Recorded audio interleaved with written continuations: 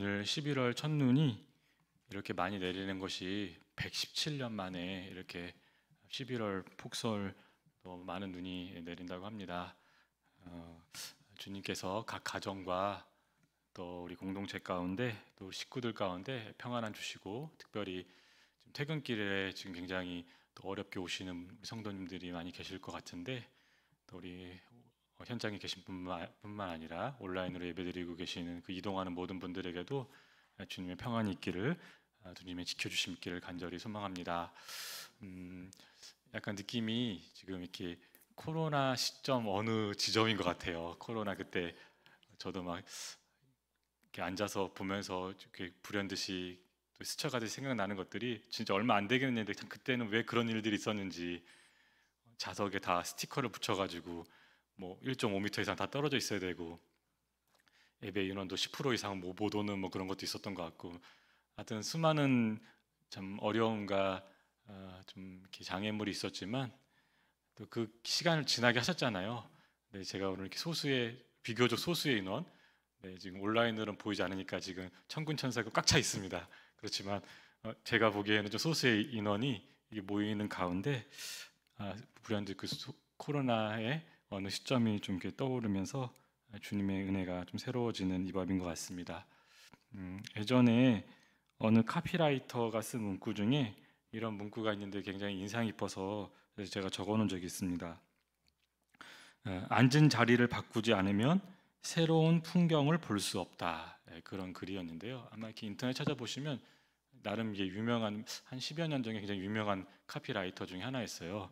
저는 그 개인적으로 그 글, 앉은 자리를 바꾸지 않으면 새로운 풍경을 볼 수 없다는 그 글뿐만 아니라 그 글과 함께 있는 그림이 있거든요.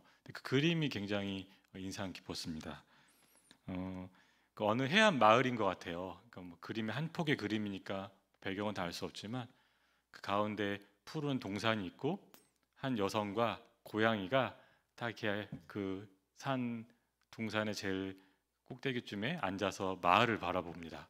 마을을 바라보면서 이제 그 생각이 글로 적혀 있는데, 바다 보고 싶다, 이제 그런 거예요. 그러니까 고양이가 옆에서 나도 해가지고 두 산 사람과 한 동물이 마을을 빽빽한 그 마을 보면서 바다 보고 싶다는 그 이야기를 하고 있는데, 거기 위에 문구가 그거였던 거예요. 앉은 자리를 바꾸지 않으면 새로운 풍경을 볼 수 없다. 그리고 제가 아까 힌트를 드린 것처럼 사실 거기는 해안 마을이었기 때문에 그 동산에서 반대로 앉으면 바다가 바로 보이는 그 풍경이 그려져 있는데 그걸 바꾸지 못했다는 것. 그래서 정말 방향을 조금만 바꾸고 반대로만 자리를 잡으면 새로운 풍경을 볼 수 있는데 보지 못했다는 그 그림이 굉장히 인상 깊어서 기억에 남습니다. 이 짧은 글이 많은 사람들에게 공감을 주었던 것, 또 공감을 얻었던 것은 사람이 무언가 방향과 자리를 바꾼다는 게 참 어려운 일 같습니다. 알면서도 못하는 경우가 너무 많죠. 우리가 오늘 이소희 집사님께서 기도를 너무 잘해서 사실 제 설교가 우리 이소희 집사님 기도 가운데 다 녹여져 있는데, 한편으로는 우리가 11월이 벌써 됐잖아요. 1년에 이제 다 지났거든요. 한 달 남았는데 연초에 생각했던 것들, 그때는 그렇게 하리라 각오했던 것들을 얼마나 했냐 돌아봤을 때 참 아쉬움이 남고, 참 우리가 무언가 방향과 자리를 바꾸는 게 쉽지 않구나 다시 한번 이렇게 경험해보는 연말이기도 합니다. 그러한 마음과 함께 오늘 본문 말씀을 같이 좀 보길 원하는데요. 오늘 본문이 속한 그 로마서 14장 1절부터 15장 13절에서 사도 바울이 지금 믿음이 연약한 자와 믿음이 강한 자에 대한 이야기를 지금 하고 있습니다. 우리 15장 1절 말씀 같이 다시 한번 읽겠습니다. 믿음이 강한 우리는 마땅히 믿음이 약한 자의 약점을 담당하고 자기를 기쁘게 하지 아니할 것이라. 여러분, 로마 교회 교인들 중에는 믿음이 강한 자가 있었던 것 같아요. 근데 여러분이 생각하는 믿음이 강한 자의 그 그림과 아마 로마 교회 이 사람들이 생각했던 그 믿음이 강한 자의 그림이 2000년을 넘어갔지만 크게 다르지 않을 것 같습니다. 어쨌든 그 로마 교회에는 어떤 이유에서인지는 알 수 없지만 우리가 짐작할 수 있는 그 이유로 인해서 믿음이 강한 자가 있었고 믿음이 약한 자로 지칭하는 두 상반된 신앙생활을 하는 사람들이 있었던 것 같아요. 그러니까 마치 설교 서두에서 제가 말씀드렸던 것처럼 한 동산에 예수 그리스도의 믿음이라는 동산에 같이 있지만, 한 교회에 있고 한 공간에 있지만 다른 방향을 보고 다르게 신앙생활을 하고 있는 그러한 모습과 같다는 것이죠. 오늘 본문에 앞선 14장에서는 이 로마 교회의 사람들, 그러니까 바울도 그렇게 지칭하고 이 사람 스스로들도 그렇게 생각하는 것, 나는 믿음이 강한 사람들이야 라고 생각할 만한 근거가 로마서 14장 2절과 5절에 좀 나와 있고 14장에 이렇게 나와 있어요. 어떤 일이냐면 14장 2절에 보면 어떤 사람은 모든 것을 먹을 만한 믿음이 있고 믿음이 연약한 자는 채소만 먹느니라. 그리고 14장 5절에 보면 어떤 사람은 이날을 전날보다 낮게 여기고 어떤 사람은 모든 날을 같게 여긴다니 각각 자기 마음으로 확정할지니라. 그러니까 로마 교회에서 소위 자신들이 믿음이 강하다, 난 좀 믿음이 강한 자야 라고 여겼던 사람은 어떤 그 먹는 일에서나 나를 지키는 일, 절기를 지키는 일에서 자유롭고 거리낌이 없었던 사람이었던 것 같아요. 디모데전서 4장 4절에 보면 사실 우리가 신앙생활에서 좀 중요한 기초석, 중요한 기준이 되는 말씀이 디모데전서 4장 4절에 나와 있는데, 하나님께서 지으신 모든 것이 선함에 감사함으로 받으면 버릴 것이 없나니, 굉장히 중요한 우리 구절이거든요. 또 골로새 2장 16절에도 보면 그러므로 먹고 마시는 것과 절기나 초하루나 안식일을 이유로 누구든지 너희를 비판하지 못하게 하라. 그러니까 그리스도인에게는요, 먹는 문제나 나를 지키는 문제나 어떤 그 우상 숭배의 문제나 그거 아무것도 거리낄 게 없다는 거예요.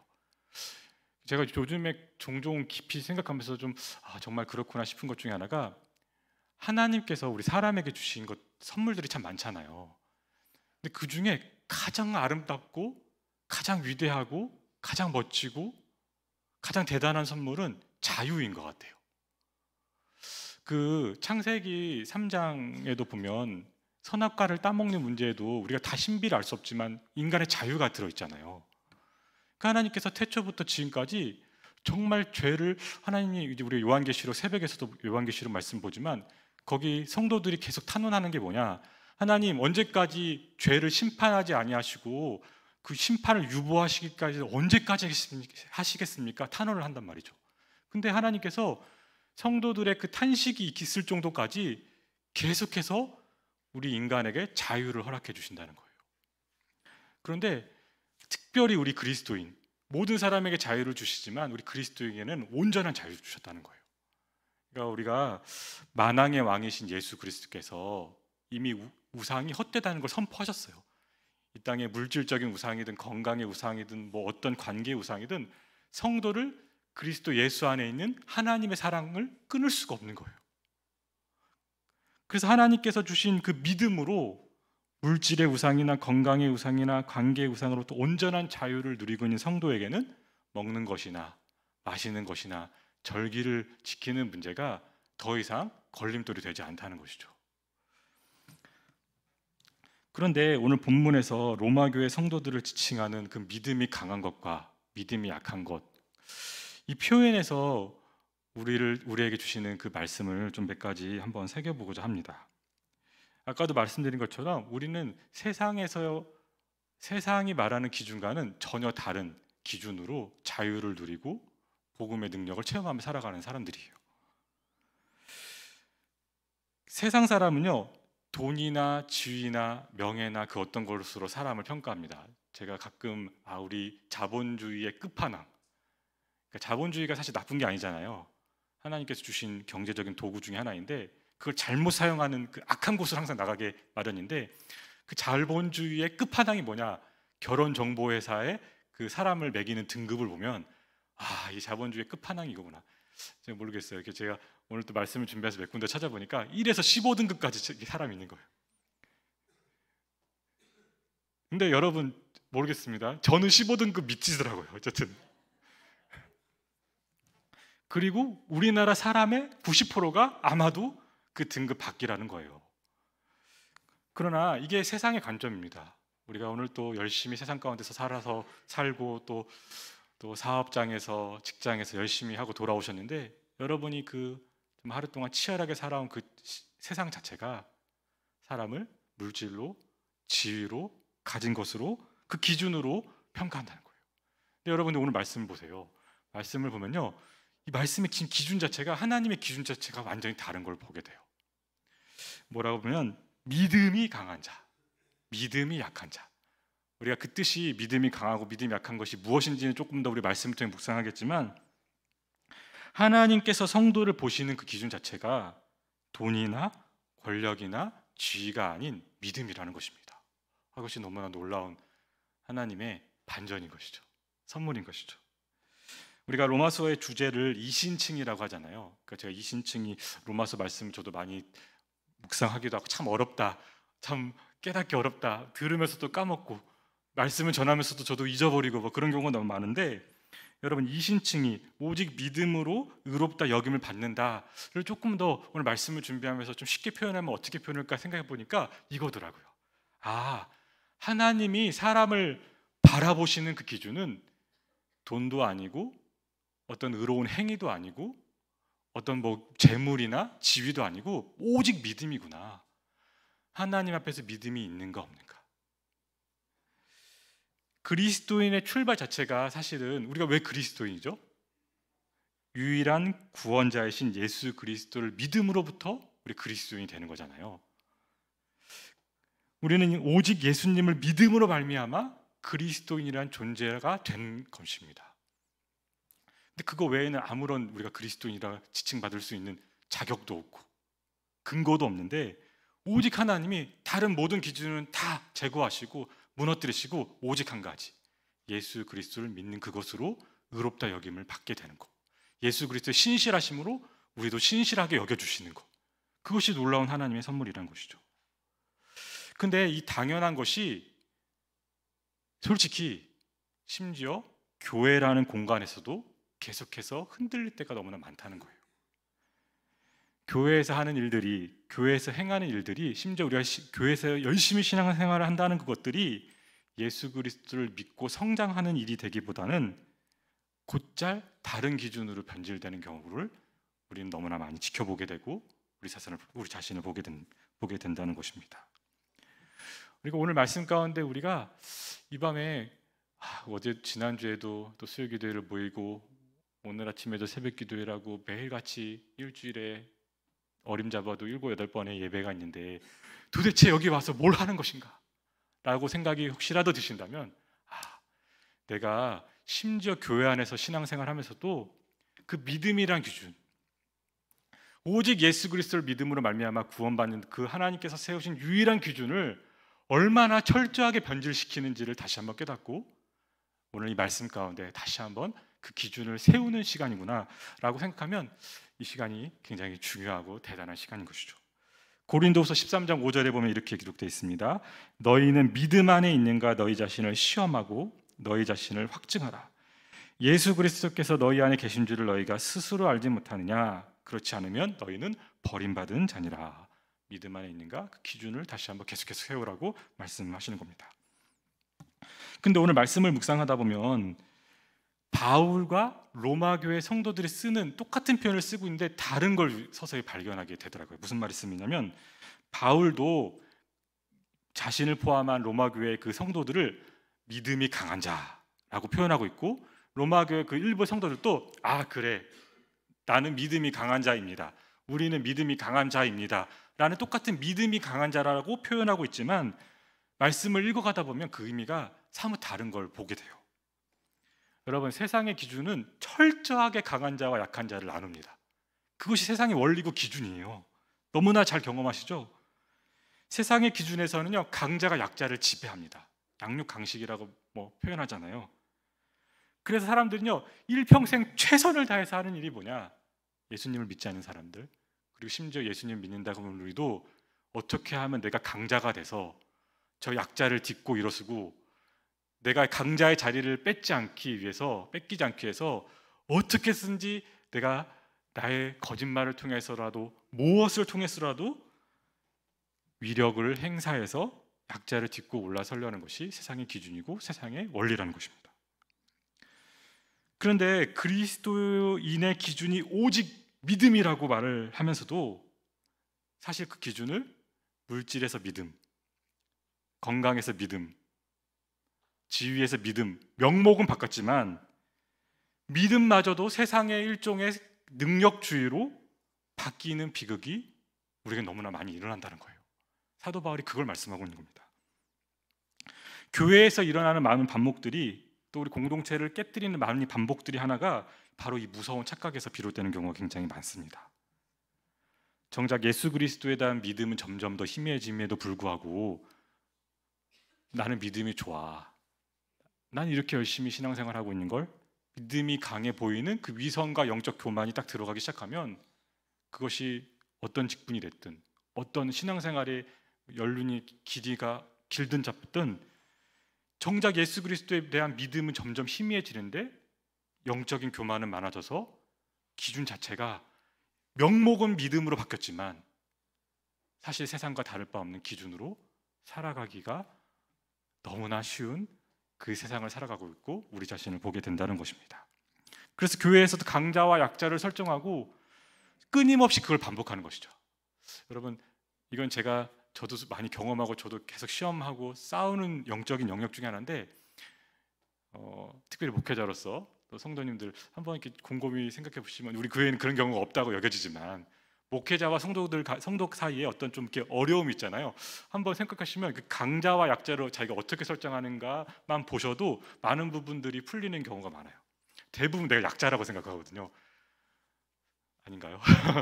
대부분 내가 약자라고 생각해서 내가 약자인데, 근데 가만히 생각해보면 내가 강자일 수도 있는 거예요.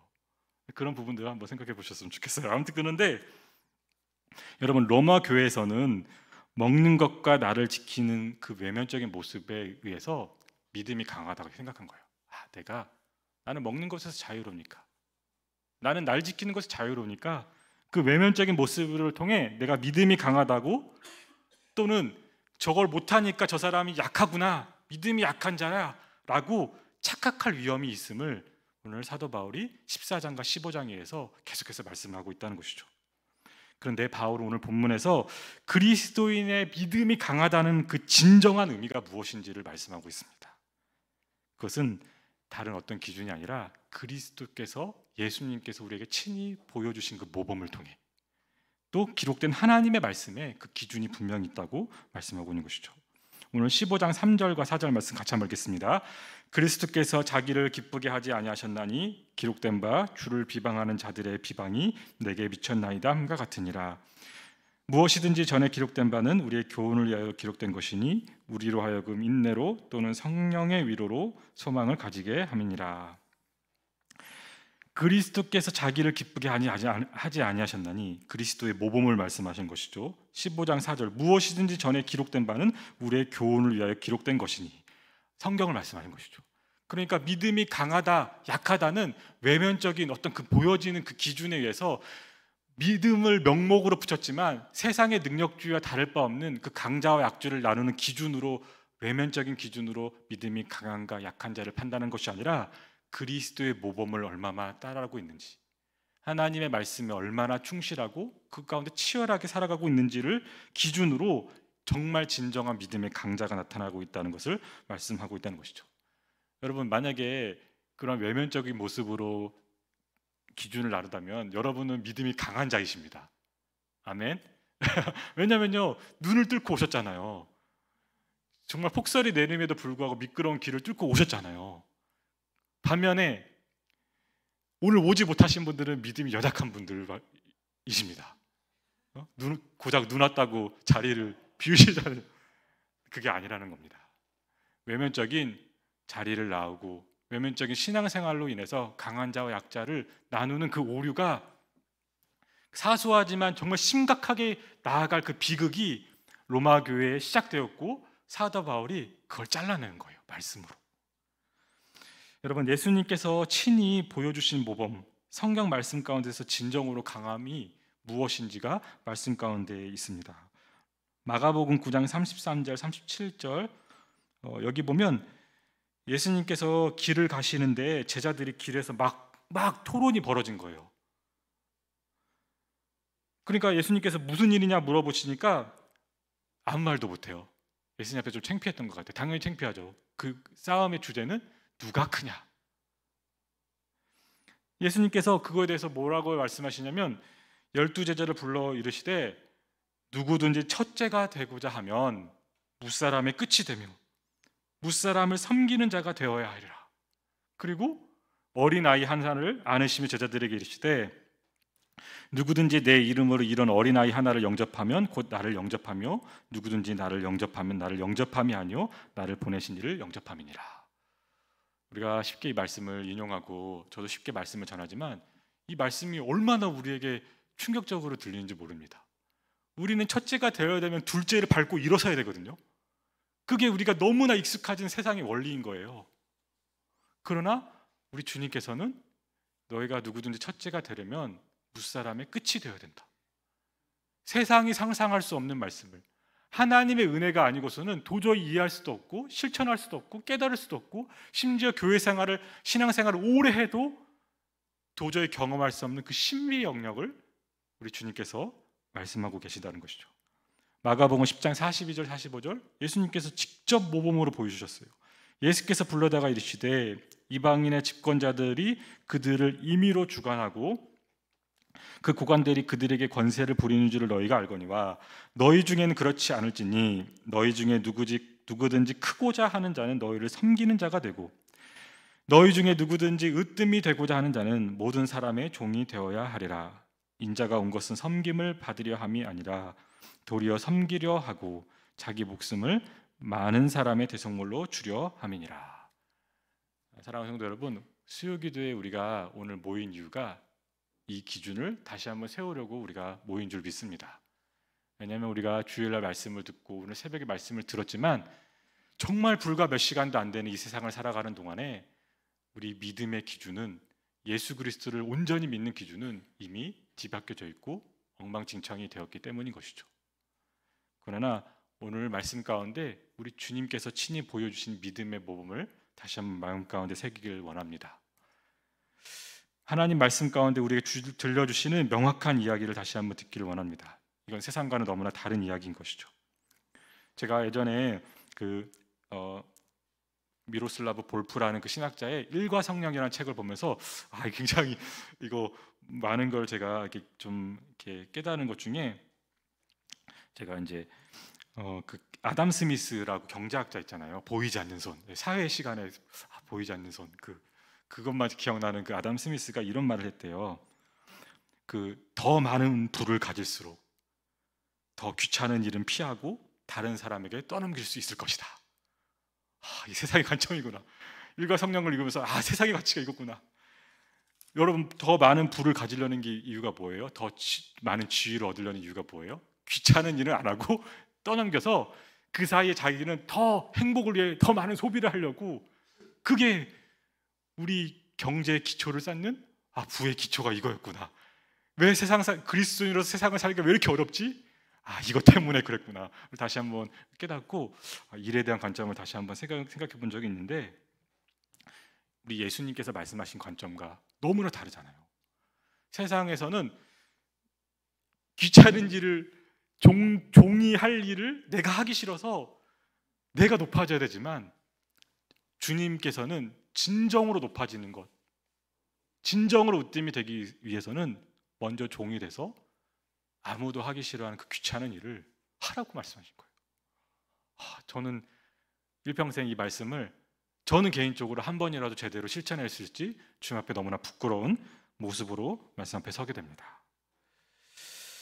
우리는 믿음이 강한 자나 약한 자나 한 가지 오직 예수 그리스도께로 방향을 돌려서 예수님께서 보여주신 모범과 성경 말씀 가운데 끊임없이 집중해야 합니다. 이 말씀은 어쩌면 조금 너무나 슬프게도 자연스러운 교회 생활로는 이루기가 어려운 것 같아요. 근데 우리 기존 교회를 제가 비판하는 말이 아닙니다. 우리 죄성 때문에 그래요. 하나님 나라에서 온전한 천국에 서기 전까지는 우리는 다 죄악이거든요. 죄가 정말 스물스물 들어오잖아요. 그렇기 때문에 그냥 자연스러운 교회 생활로는 불가능하다는 거예요. 하나님의 은혜만이 가능하다는 것입니다. 하나님 은혜 가운데 예수 그리스도께서 날마다 우리를 복종시켜 예수 그리스도께로 믿음의 기준, 오직 예수님을 믿는 기준을 다시 한번 세우고 예수님께서 보여주신 그 모범으로 다시 한번 방향을 틀고 성경 말씀 가운데 끊임없이 말씀하시는 그 진리의 말씀, 복음의 말씀, 첫째가 되려면 나중이 돼야 되고 으뜸이 되려면 종이 되라는, 그리고 심지어 예수님께서 그 말씀을 십자가에서 온전히 이루어내신 그 예수님을 끊임없이 바라보는 일로 돌아서지 않으면 그것은 평범한 우리로는 너무나 불가능한 일이 돼버린다는 것입니다. 세상은 사람에게 독식해서 모든 것을 움켜쥐는 그 사람을 강한 자라 말합니다. 하나를 가지면 둘을 가져야 되고 셋을 가져야 되고. 그러나 오늘 본문 말씀에서요, 우리는 진정으로 믿음이 강한 자의 모습을 깨닫는 것이죠. 우리 본문 말씀을 다시 한번 1절과 2절 말씀 같이 한번 읽겠습니다. 믿음이 강한 우리는 마땅히 믿음이 약한 자의 약점을 담당하고 자기를 기쁘게 하지 아니할 것이라. 우리 각 사람이 이웃을 기쁘게 하되 선을 이루고 덕을 세우도록 할지니라. 아멘. 이러한 정말 진정으로 강한 믿음의 사람이 오늘 저와 여러분이 되기를 간절히 주님의 이름으로 축복합니다. 믿음이 강하다는 의미가 그러한 의미임을 우리가 말씀을 통해 다시 한번 발견하게 되는 것이죠. 제가 언젠가 찬양 가운데 어떤 찬양을 부르는데 문득 이런 생각이 들었어요. 찬양의 가사가 예수는 나의 힘이요라는 가사였습니다. 워낙 다른 버전이 여러 가지 버전이 있잖아요. 예수는 나의 힘이요, 찬송가도 있고 예수는 내 힘이요, 내 삶의 이유라 그 찬양도 있고. 근데 제가 그 찬양을 부르다가 저와 여러분이 이 찬양의 그 놀라운 신앙 고백, 예수는 나의 힘이요라는 그 고백 중에 한 글자만 바꾸면 비극이 되겠구나, 이게 생각이 들었습니다. 뭐냐면 예수는 내 힘이요가 아니라 예수는 내 짐이요. 그래서 힘을 짐으로 바꾸면 정말 이게 비극이 되겠구나 하는 생각을 했습니다. 오늘 말씀이 한번 이때 보면요, 신앙생활 가운데 어느 내가 정말 믿음이 강한 자라는 착각이 빠지게 되면요, 예수님이 짐이 돼버려요. 내가 예수님 없어도 내가 신앙생활 멋지게 할 수 있는데, 예수님이 아까 말한 그 마가복음 10장 45절 같은 경우는 얼마나 신앙생활 가운데서 거침이 되는 말입니까? 내가 어느덧 신앙이 강한 자라 여겨지고 영적인 교만이 들어가면 예수님이 짐이 된다는 겁니다. 그런데 또 신앙생활 가운데 어느덧 우리의 믿음이 약해져서 예수님을 짐처럼 여기는 영적인 나태함도 있을 수 있다는 것이죠. 오늘 성탄 점등식으로 이번 주부터 이제 대림절 첫 주가 시작되잖아요. 여러분은 그 대림절을 시작하면서 어떤 자리에 여러분을 놓고 계십니까? 믿음이 강한 자의 자리, 믿음이 약한 자의 자리.